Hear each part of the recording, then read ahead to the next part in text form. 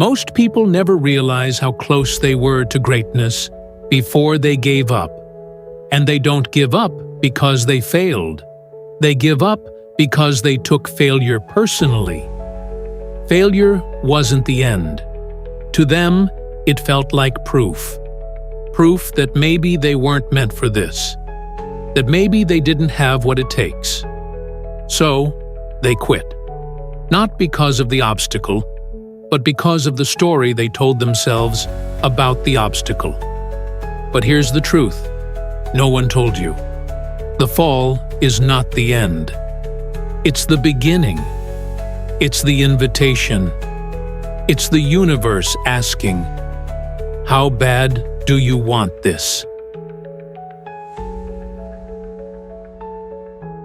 Here's what they don't teach in school.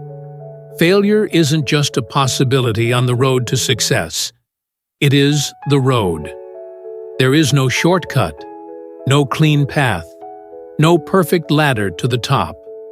Success isn't some golden door you unlock with talent.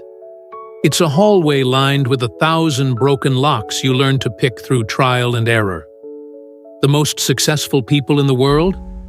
They're not the smartest, not the fastest, not even the most gifted. They're the most relentless. They fall, they miss, they get rejected. Over and over. Loudly, publicly, painfully. But they extract lessons from every bruise. They grow wiser with every rejection. And because they fail more, they succeed more. Let me ask you something. Where in your life are you playing it safe?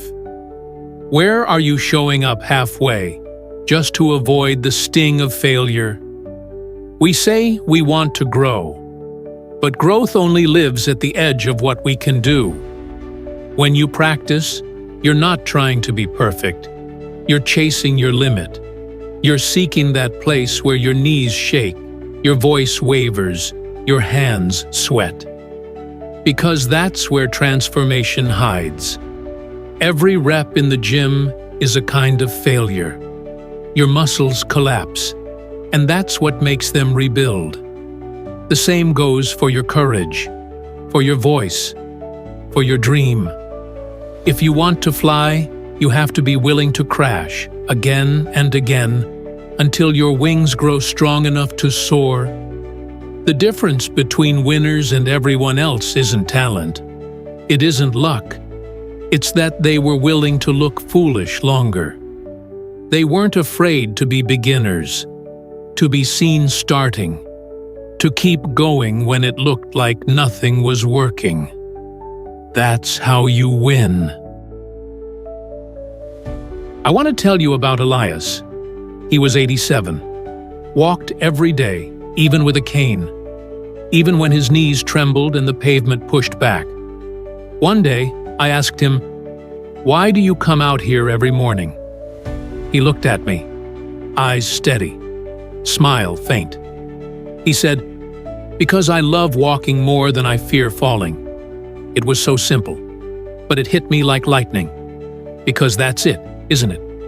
Most people live inside their houses, inside their comfort zones, inside their excuses. But Elias was outside, not because it was safe, not because it was easy, but because it made him feel alive. And he said something else, too. Falling happens, but not walking? That's a choice. We grow up fearless. As kids, we fall off bikes, scrape our knees, crash into things, and we laugh. We cry. We get back up. We go again. But then something changes. We start to care what people think. We start trying to avoid embarrassment more than we chase joy.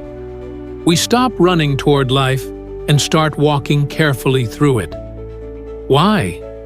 Because somewhere along the way, we learned that falling makes you a failure. But the truth is, falling is learning. The toddler who wobbles 300 times before taking their first step isn't failing. They're becoming a walker. You have to unlearn the lie that falling is something to fear. Because every time you fall and rise, you become something stronger. If you're falling, you're moving. And if you're moving, you're growing. But sitting still, that's slow death. That's a dream decaying. You know what's even scarier than failing? Waking up one day and realizing you never even tried. Realizing you stayed in the same job, the same town, the same version of yourself. Because you thought you had time. But time doesn't wait. It doesn't slow down because you're scared. It doesn't negotiate with your comfort zone. It just moves. And if you're not moving with it, you're being left behind. You don't get a second shot at this day, this hour, this breath. So, if there's something in you, an idea, a dream, a desire, don't sit on it. Don't smother it with logic and excuses. You don't need a guarantee. You need a decision, a commitment to show up, even when it's messy, even when it's uncertain, especially when it's terrifying. Because the cost of inaction is always greater than the risk of action. Some people wait for a sign. They wait for the perfect moment, the perfect plan, the perfect clarity. But there is no perfect time, no green light from the sky. The truth? The starting line is wherever you decide to place your feet. Every person you admire started messy, started scared, started when they were underqualified, overwhelmed, and unsure. They didn't wait. They moved. Because motion creates momentum, and momentum transforms doubt into belief. Action is the antidote to fear. If you don't know what to do next, do the next thing you can do. The tiniest action you can manage. Small steps lead to big awakenings. Clarity doesn't come before you act. It comes because you act. Think about the people who've built empires, changed industries, inspired millions. You know what they all had in common? Not certainty, not security, not flawless execution. They had courage. Courage to begin when they felt small. Courage to stand tall when others doubted them. Courage to fail in front of crowds and keep going anyway. They weren't handed their dreams. They built them brick by brick, through risk, through pain, through persistence. And every brick was a moment where they could have quit, but didn't. Success isn't about being fearless. It's about being brave despite the fear. Because courage is not the absence of fear. It's the decision that something else matters more. Let your dream matter more. You weren't born to play it safe. You weren't made for mediocrity. You are the living proof that something greater is possible. There's something in you, wild, untamed, powerful, that's been waiting for your permission. A fire, smoldering just beneath the surface, asking for air. So, give it. Give yourself permission to try, to fail, to rise, to look foolish, to keep going anyway. Because bravery isn't loud. Sometimes it's just you, tired, unsure, but still choosing to try again. You're not here to impress the world. You're here to impact it, to leave fingerprints on the future. You don't need more inspiration. You need more execution. You don't need more followers. You need more courage. You don't need someone to save you. You need to remember, you've always had the power. Every step you take, every mistake you make, every attempt you survive, that's not failure. That's forward.